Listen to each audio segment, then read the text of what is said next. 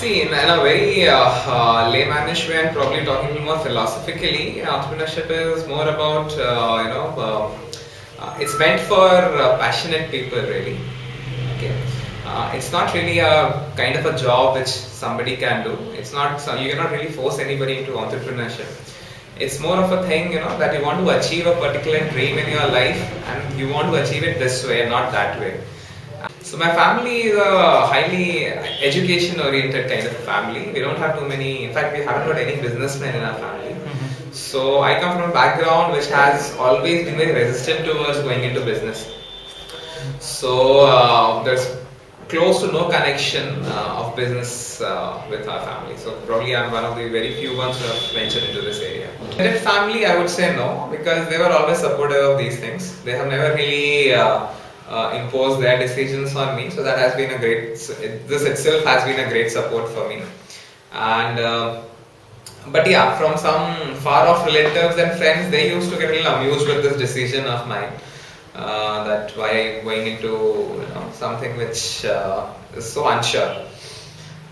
So from some distant family members, I would say yes, there was some resentment and some discouragement, etc. from there, but as long as your immediate family is supporting you, as long as they don't have any big problem with that, so you don't really give ears to too many people around you.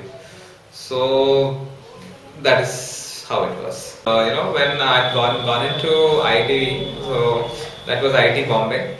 So did my electrical engineering from there. After that, also did my MTech from the same institute in microelectronics. And I was a very academics focused guy. I'd never really thought of this thing in the beginning. So in fact, I was so academically focused even at IIT that I was amongst the toppers in my batch as well. And after we graduated from there, so my plan was to get into a PhD, okay, sometime later in life.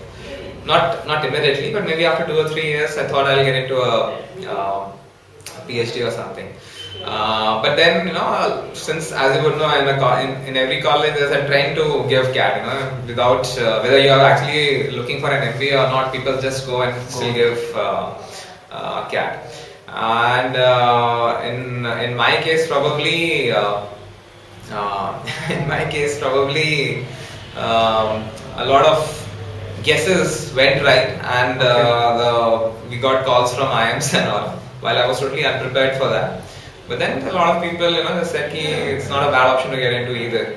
You can always see whether you wish to do an MBA or not. But if you already got a call, just see if you can actually get into one of the IIMs or not. So then, of course, I started preparing for interviews and these things and GDs, and happened to come to IIM after that. So then suddenly that was a big turn for me, because from a very technical line which I was always focusing on, my thing has suddenly gone into management side, which was not planned at all. So when I came down to IIM, even then my plan was just to get into an iBank sometime, because I developed some love for finance while I was studying at IIM. It's anyways a great institution to study in. So my general opinion about management changed, because I found this quite interesting, and not just my initial opinion was that that management cannot be taught, it can only be learned through experience, etc., etc. But there are a lot of things to be still learned, even at a theoretical level. So that's what I really enjoyed, and I developed some love towards finance because I found it to be very, very interesting. And so again, so after the first year, the plan was just to always get into a deep pocket investment bank where people wear ties and all, they get paid in dollars.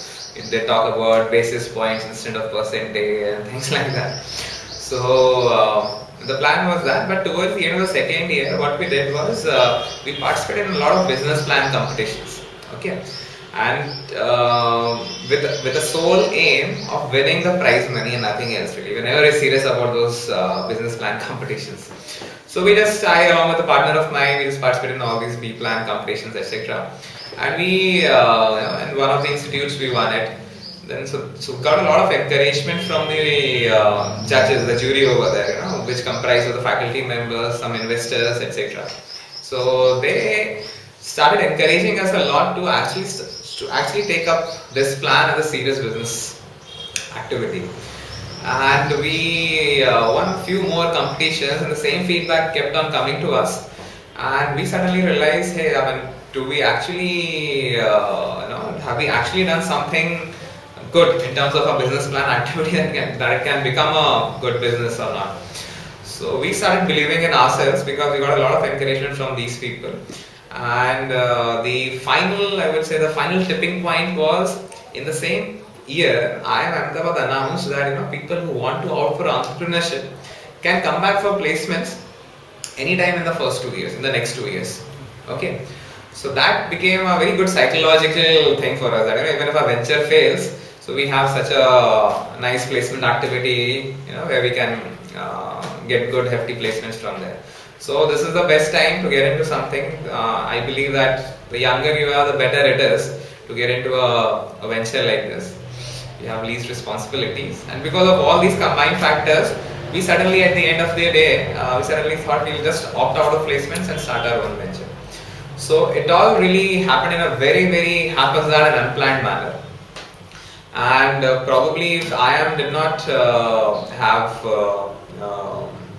this policy introduced in the very first year, maybe psychologically it would have found it very difficult to get into this thing. It's a different fact that probably not even 1% of people have come back for placements after opting for entrepreneurship. There were 30 people in our batch, and there have been people all along different batches, and I don't think more than 1 or 2% people actually have come back for placements. So it's more of a psychological boost to you that you just jump into the well, okay? And once you jump into the well, you don't really want to come out of it. That's how it is. We have gotten into energy sector, okay? So the two core technologies that the company Nessa deals in are solar technology and LED technology.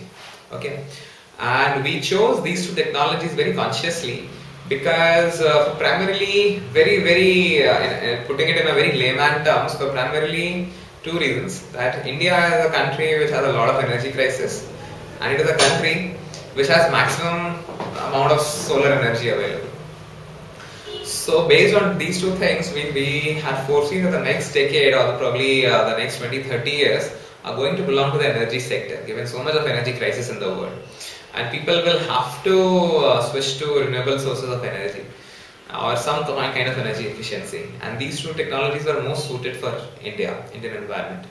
So that's why we ventured into these things. So what we do is we make energy efficient lighting solutions for the clients. Okay. And there again we focus mainly on outdoor lighting.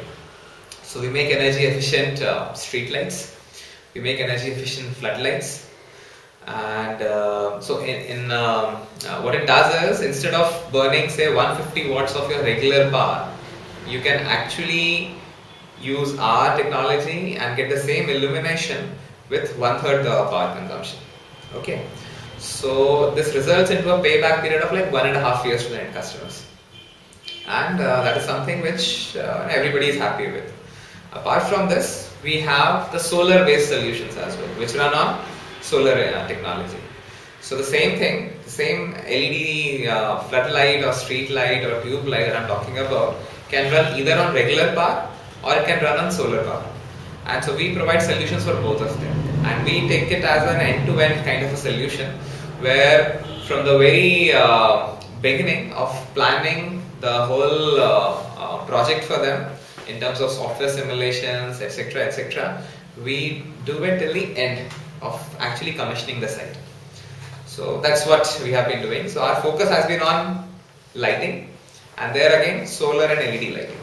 See, the future vision is to have a turnover of 100 crores with us sometime.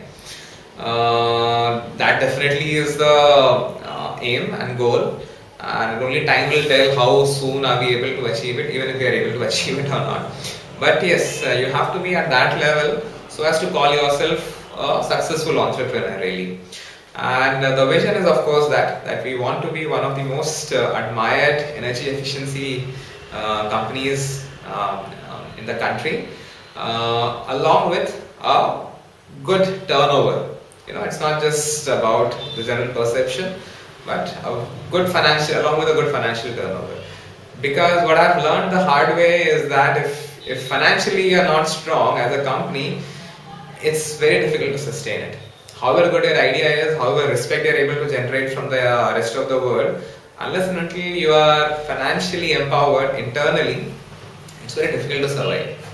So we want to achieve both these two things very soon. Or we want to achieve these two things at some time in the future. The whole attitude towards business hasn't really changed. So from the very beginning, we were the ones who would go and actually dirty our hands in the mud and erect the pole and do the whole installation.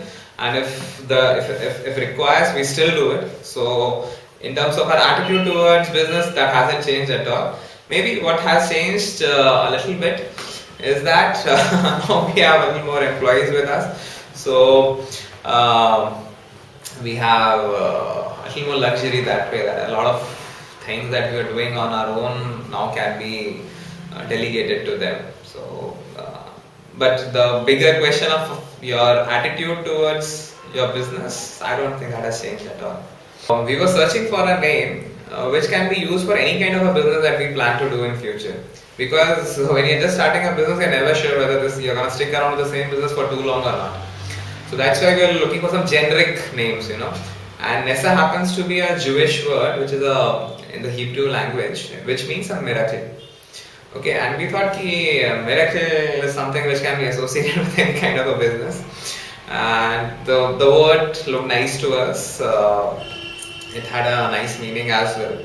And it wasn't a very common word, it was probably a catchy word, that is what we felt.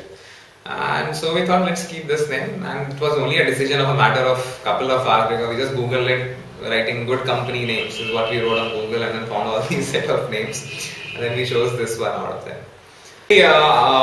Very honestly speaking, it's if you look at the cost-benefit analysis and the probabilities of a venture becoming big, etc., etc. If you consider all those things into account, maybe it's not justified at all.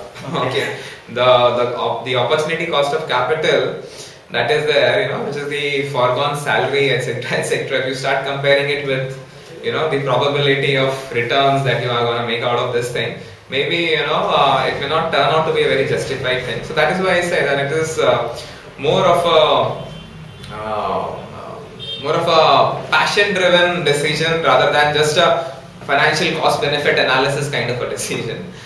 See, once you opt for a career in entrepreneurship, a very, very common activity among students who have recently graduated and gotten into a startup mode is, and it's unavoidable as well, you start comparing your situation with a person of your batch who has gotten into a healthy job after that.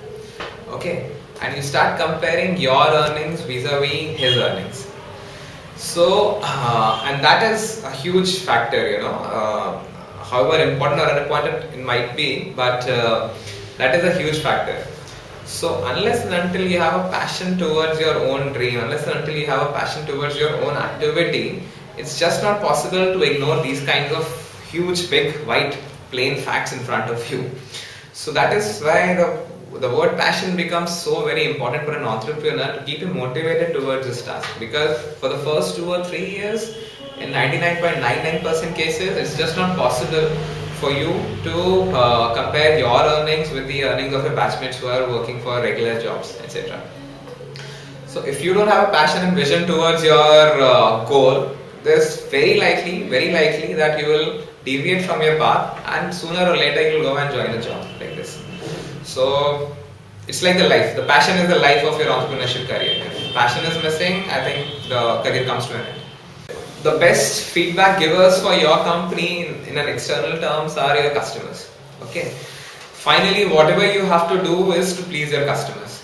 You cannot, it's a very flawed argument that we have made a product which the customers should like. In fact, whatever the customers like, that product you have to make. So, external feedback is best given by the customers and nobody else. You put up your samples there, you put up your products there, you do your services to them, get a feedback from them straight away and just work on all their complaints. So that is about the external feedback.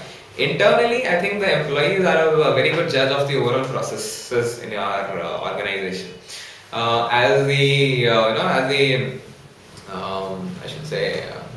head of the organization, it's sometimes very difficult to get into the nitty-gritties of each and everything, and you're not able to see the entire picture altogether.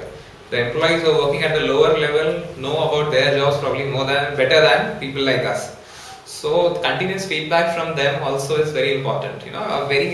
As trivial as that ये वाला softer issues आ गए हैं कि sir ये मुझसे बात नहीं करता है, ये मेरी बात नहीं सुनता है, and things like that. So even those little issues have a very huge impact on the overall efficiency of the company. And employees are the best judges of that. So this is how we manage the internal and external feedback. There's always an opportunity for growth. Okay, and even a small decision like hiring a new employee gives you a kick that your organization is growing. Okay. Secondly, there are different aspects of growth. One is financials. One is the size of your company. Third is the size of your product portfolio. Fourth is the number of clients that you have. So whenever you add even a single penny to your revenue, or one employee to your organization, or one client to your client list, so that gives you a kick that my organization is heading towards something. So, and that is an ongoing process, and so that is something which is the whole heart and soul of it. That is something which really motivates us. If the growth on all four of these aspects becomes stagnant, then however good your idea is, however motivated you were before, you are bound to, you're bound to slow down, and you're bound to, you're bound to have a, I'm looking for the right word here, but you're bound to become stagnant after that.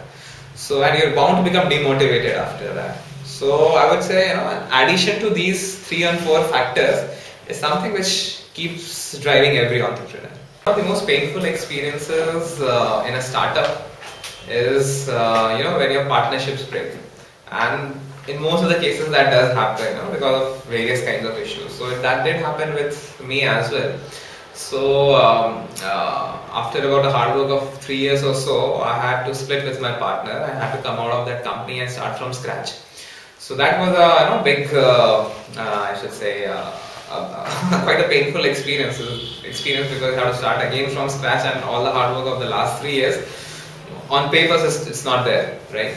So once I came out of that company, I was now just a one-man person, okay, and a lot of my customers who were directly interacting with me, they were still willing to place orders, and I had not even got an office space by then. So then there was a huge order that came my way. I did not want to give up on that simply because I have come out of this company. So I took that whole order on myself. So within like 15 days, I had to do thousands of things like getting the company registered fast, getting finances, because this is a very working capital intensive industry. So if you have to execute an order of worth something like 30 lakhs or so, you need at least 20 lakhs of capital with you, which I did not have at that point of time. And the order had a deadline of like 30 days, 15 or 20 days. So, but I took it as a challenge that instead of giving up on this, let me see it as an opportunity where I could have the first sale for my new company. So during those 15 days, I had to really, slog very hard to first of all get the company in place, get a bank account in place, look for a partner who can put in some money and help me execute this order, and then since it was a government order, so they will come and inspect in your factory. I did not have even even a small shop to show. So then I quickly partnered with another company who rented out their space for me for a few days so that this inspection can happen. So I only paid them for those 7 days of inspection, and then the whole order got executed. Then I had to again find some people who will do the whole installation and commissioning thing for me. So paid them their fee as well. And the whole order, in spite of many glitches here and there, finally got executed and we got our payments done. And that was the first order of the new company which we had formed. So that particular experience, I would say, is the most memorable one, and the most painful one, as well as the most inspiring one for me. Because so once I did this, I got a lot of confidence within myself that whatever the situation be, however bad it can get, it cannot get worse than this, and I have been able to come out of it and do a reasonably good job. So that means whatever we just have to get some orders, and I'm sure I'll be able to execute them. And that is a confidence that we still have as a company. That even if you have if you are like totally packed and you have to do something bigger, which a lot of people are giving up on, we have the confidence of still delivering that. So this particular instance gave me a lot of confidence that way, and probably remains as one of my most memorable ones. See, just the mere formality of opening a company, it takes like 20-25 days minimum in India. And after that, you have to get your bank account registered. After that, you have to get your VAT, sales tax number registered, etc., etc. So the whole process, you spend a lot of time only getting these things done. Okay, and this is just not the case in a lot of other developed countries in the world. So this particular framework, this particular bureaucratic work needs to be a lot more efficient in India. That is something. So this is about the bureaucratic hassles, the government hassles that one has to face while working for your startup. Apart from that, when it comes to fundraising, okay, for small companies in India, it's very difficult to do it. While it's so much easier in a country like US, because in India people are a lot more conservative in terms of return on investment, while there people are a lot more liberal in terms of investing into new ventures. So that frame of mind needs to be changed in the Indian society for promoting entrepreneurship. Otherwise you're left with very few choices of good investments into your company, and only things that remain are like bank loans, which are again very difficult to get at such an early stage, and the other option is equity capital, which is very difficult in India, which is I would say not the most favorable in India, because the VCs in India have a very different framework as compared to the VCs outside India or other the US and European countries. So getting capital into your business is still a big challenge in the Indian scenario, and so that probably needs a lot of liberalization in terms of both mentality as well as processes. The advice that I would give is that yes, it's a lot more difficult to start up in India as compared to US or any other country. Okay, but then the fact remains the same, that you still are in India and you have to live up with all those things. So my advice to the people would be that let this kind of a job be outsourced to people who are good at it. Okay, a lot of times when you're started up, you are like in a very miserly frame of mind, where you do not want to spend any single penny out of your own pockets. And so you will run around registering your own company, you will run around getting a VAT and TIN number for yourself, you run around opening a bank account for yourself, etc., etc. It's better to keep 25,000 rupees for that, which goes only to these things, and let only agents and CAs and people who are experts at these things handle them.